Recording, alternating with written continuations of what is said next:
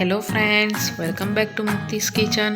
હું છું મુક્તિ પંડ્યા. આજની રેસીપી હું તમારા માટે લઈને આવી છું. એ છે સુરતની ફેમસ ગ્રીન પાઉંભાજી, જે બહુ ટેસ્ટી લાગે છે ખાવામાં અને ઘરમાં બધાને ભાવે એવી રેસીપી છે. તમે રેગ્યુલર પાઉંભાજી તો બહુ ખાધી હશે, પણ તમે એકવાર આ પાઉંભાજી તમે એકવાર જરૂરથી ટ્રાય કરજો બનાવીને. તો ચલો હવે આપણે શરૂ કરીએ. સૌથી પહેલાં આપણે ગેસ ચાલુ કરીને એક કઢાઈ મૂકી દઈશું. એમાં આપણે ગરમ પાણી કરવા મૂકીશું. પાણી બોઇલ થાય એટલે આપણે આમાં થોડું મીઠું એડ કરીશું. જે આપણે પાલક સાફ કરીને રાખી હતી એ એડ કરી દેવાની. અહીંયા મેં 1 કપ જેટલી પાલક લીધી છે, એને આપણે બાફવાની રહેશે. અહીંયા આપણી પાલક બાફીને 5 મિનિટ જેવું થઈ ગયું છે. હવે આને આપણે ગેસ બંધ કરીને કાઢીને ઠંડા પાણીમાં એડ કરી દઈશું. આવી રીતે પાલકને ઠંડા પાણીમાં એડ કરી દેવાનું. ઠંડા પાણીમાં એટલા માટે એડ કરવાની કે જે આપણે પાલકની ગ્રેવી કરીશું તો એનો કલર જે છે એ સરસ ગ્રીન આવે અને ઓવરકુક ના થઈ જાય. એટલા માટે આપણે ઠંડા પાણીમાં તરત જ બોળવાનું રહે છે. આને 2 મિનિટ જેવું રાખીશું અને પછી આપણે મિક્સર જારના એક બાઉલમાં લઈ લઈશું. મેં અહીંયા પાલક મિક્સર જારના એક બાઉલમાં લઈ લીધું છે. હવે આપણે એમાં એડ કરીશું 2 થી 3 લીલા મરચાં. હવે આને આપણે ગ્રાઇન્ડ કરી લેશું. સ્મૂથ પેસ્ટ બનાવવાની રહેશે. પાણી એડ નથી કરવાનું આપણે આમાં. અહીંયા આપણું આ પાલકની ગ્રેવી બનીને રેડી છે. હવે આપણે ગ્રીન પાઉંભાજી બનાવવાનું શરૂ કરીએ. ગેસ ચાલુ કરીને આપણે કઢાઈ મૂકી દઈશું. એમાં આપણે 2 ચમચી જેવું તેલ એડ કરીશું અને 1 ચમચી જેવું આપણે ઘી એડ કરીશું. તેલ અને ઘીને સરસ ગરમ થવા દઈશું. તેલ અને ઘી સરસ ગરમ થઈ ગયું છે. એમાં આપણે 1 ચમચી જેવું જીરું એડ કરીશું. પછી આમાં એડ કરીશું આપણે લીલું લસણ, જેને ઝીણા ઝીણા સમારી લેવાનું. એ 1 થી 2 ચમચી જેવું એડ કરીશું. સાતળી લેવાનું બરાબર. લીલું લસણ અહીંયા આપણું 1 મિનિટ જેવું સતળાઈ જાય પછી એડ કરીશું આમાં લીલા કાંદા, જેનો સફેદ ભાગ હોય છે એ પહેલાં એડ કરવાના. મેં અહીંયા 2 થી 3 જેવા લીધેલા હતા, જેને ઝીણા સમારી લીધેલા છે.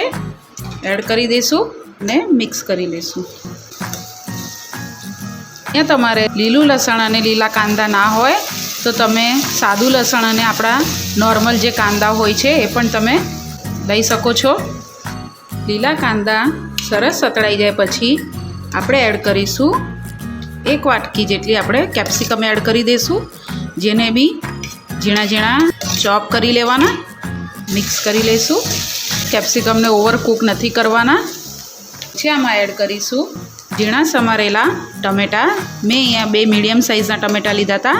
એડ કરી દઈશું. હલાવી લઈશું.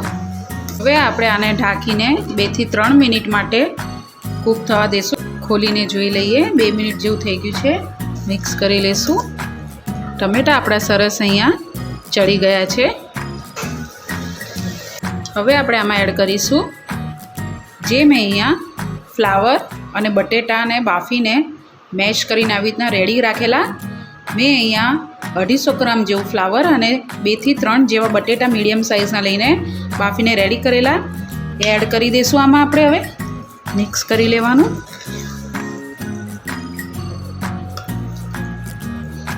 સરસ રીતે આ મિક્સ થઈ ગયું છે. હવે આપણે એડ કરીશું 2 ચમચી જેવો પાવભાજી મસાલો, 1 ચમચી જેવું લાલ મરચું પાવડર, 1 થી 2 ચમચી જેવું ધાણા જીરું પાવડર, સ્વાદ પ્રમાણે મીઠું. જો તમે બાફતી વખતે મીઠું એડ કર્યું હોય તો એ પ્રમાણે નાખજો. મિક્સ કરી લઈશું. હવે આપણે આની અંદર એડ કરીશું જે આપણે પાલકની ગ્રેવી બનાવીને રાખી હતી એ એડ કરી દઈશું. જે પ્રમાણે તમારે અહીંયા થિકનેસ રાખવી હોય ભાજીની એ પ્રમાણે પાલકની ગ્રેવી એડ કરવાની. મિક્સ કરી લઈશું.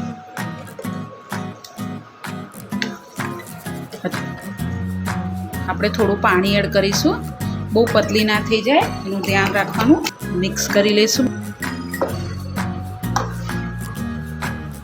પછી આમાં આપણે એડ કરીશું મેં અહીંયા 1 વાટકી વટાણા અને અડધી વાટકી લીલી તુવેર લીધેલી છે એ એડ કરી દઈશું. બાફીને મિક્સ કરી લઈશું. જો તમારે લીલી તુવેર અહીંયા એડ ના કરવી હોય તો તમે સ્કીપ કરી શકો છો. હવે આપણે આને ઢાંકીને 5 થી 7 મિનિટ માટે મીડિયમ ગેસ ઉપર આને આપણે કૂક થવા દઈશું. 7 મિનિટ જેવું થઈ ગયું છે. ખોલીને જોઈ લઈએ, હલાવી લઈશું. હવે આપણે આમાં એડ કરીશું લીલા કાંદાના જે છેલ્લો પાર્ટ હોય છે પાનનો, એ આપણે એડ કરી દઈશું. મેં અહીંયા એ અડધો કપ જેવું લીધેલું છે અને થોડી કોથમીર એડ કરી દઈશું. મિક્સ કરી લેવાનું. જો પાણી ઓછું લાગે તો તમે પાણી એડ કરી શકો છો. હવે આપણે જે આ પાવભાજીનું મેશર હોય છે એનાથી આપણે થોડું મેશ કરી લઈશું, જેથી આપણી ભાજી એક રસ જેવી થઈ જાય. હલાવી લઈશું. હવે આપણે આમાં એડ કરીશું અડધી ચમચી જેવું ગરમ મસાલો. હલાવી લઈશું. ફરીથી આપણે આને ઢાંકીને 2 મિનિટ જેવું રાખીશું, જેથી આપણે લીલા કાંદા અને કોથમીર એડ કરી હતી એ સરસ રીતે આમાં કૂક થઈ જાય અને ફ્લેવર આવી જાય. 2 મિનિટ જેવું થઈ ગયું છે. ખોલીને જોઈ લઈએ, હલાવી લઈશું. આ રીતની અહીંયા કન્સિસ્ટન્સી રાખવાની રહેશે ભાજીની. છેલ્લે આમાં આપણે એડ કરીશું 1 ચમચી જેવું બટર. હલાવી લઈશું. અહીંયા આપણે આ ગ્રીન પાવભાજી બનીને રેડી થઈ ગઈ છે. હવે આને આપણે પાવ જોડે સર્વ કરી લઈએ. અહીંયા આપણી આ ગ્રીન પાવભાજીને રેડી છે. બહુ જ સરસ લાગે છે. તમે એકવાર જરૂરથી ટ્રાય કરજો. આ પાવભાજી અલગ જ ટેસ્ટમાં લાગે છે.